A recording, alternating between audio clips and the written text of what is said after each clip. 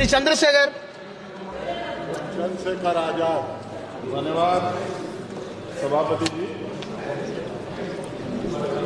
आज हम संविधान की गौरवशाली यात्रा पे जो 75 साल की बात कर रहे हैं, ये इनका काम है। माइक।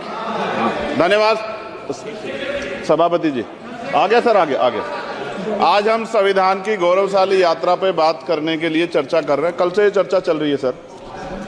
मैंने बहुत सारे दोनों पक्ष के और जितने भी हमारे मेंबर हैं सुना सर, उनको बड़े बड़े नेता हैं सर।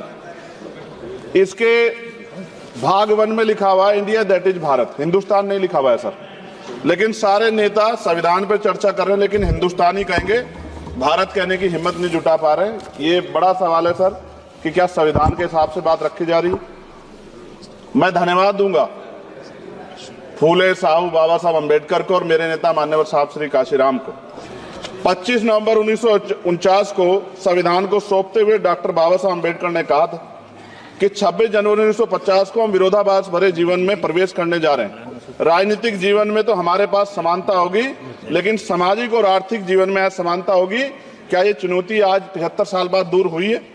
भारत ने 26 जनवरी 1950 को संविधान लागू होने के साथ खुद को एक संप्रभु लोकतांत्रिक और गणतांत्रिक राज्य होने का ऐलान किया। लेकिन सर उस समय संविधान की स्थिति ये थी कि जैसे गांव का कोई आदमी, मैं 50 की बात कर रहा हूं, वो 50 साल पहले शहर में आ जाता और बड़े लोगों की महफिल में चला जाता, उस जहां वो खाना खा रहे हो, और वो टेबल पे नैपकिन को खा के जो है कि कहता कि ये तो फीका, क्योंकि वो जानता नहीं था, वो समझता नहीं था संविधान को, संविधान है क्या। संविधान उसके लिए महज दस्तावेज था।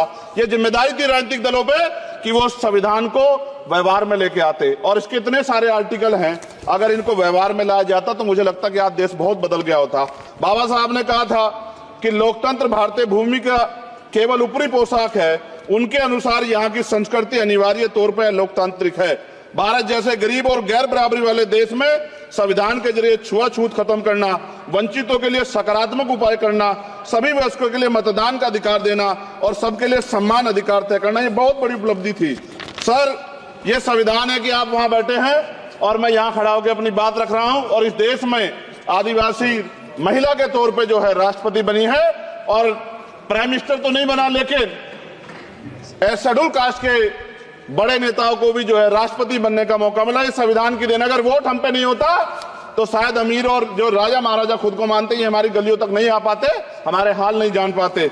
आजादी का मतलब सर सिर्फ अधिकार पाना भर नहीं है, इसके लिए हमारे संविधान में सरकार और नागरिकों के अधिकारों के साथ साथ उनके कर्तव्यों का विस्तार से उल्लेख किया गया है।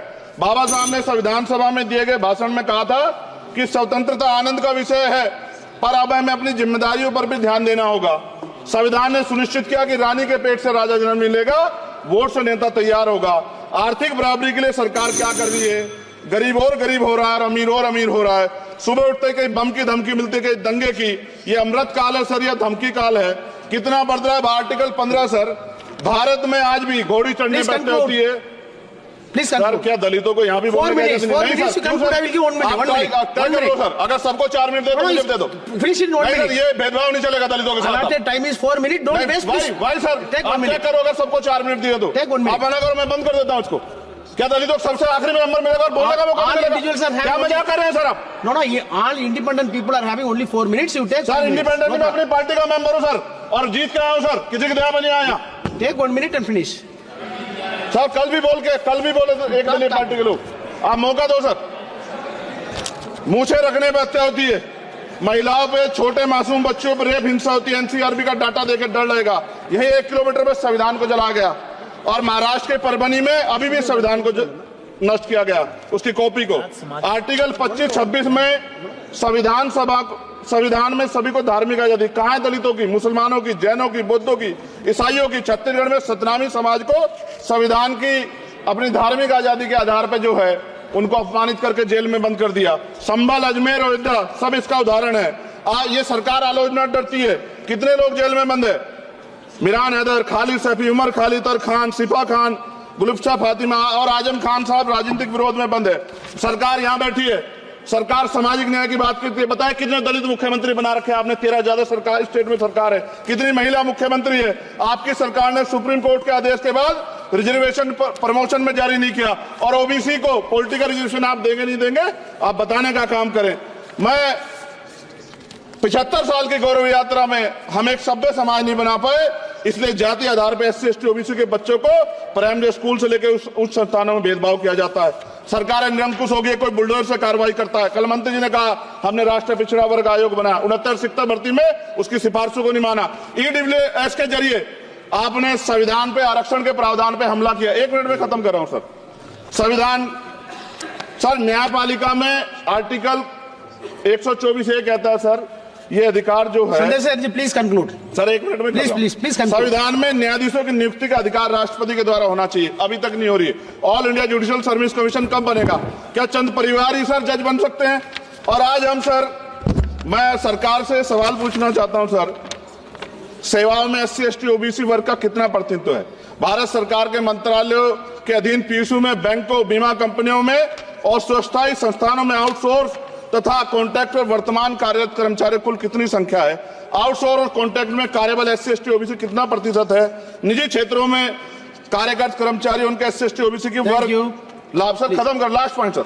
सर मैं फिर स्पष्ट तौर पर कह रहा हूं सर, यहां बैठे SC और OBC के मेंबर से कह रहा हूं सर, उनको सामाजिक जिम्मेदारी का ध्यान भी रखना चाहिए। पार्टी के प्रति वफादारी के साथ साथ अपने वर्गों के प्रति ईमानदारी भी रखनी चाहिए। ईमानदारी नहीं होगी तो उन वर्गों का भला नहीं हो सकता, और हमें बहुत सरकारों से उम्मीद नहीं है। बहुत बहुत धन्यवाद सर। Thank you.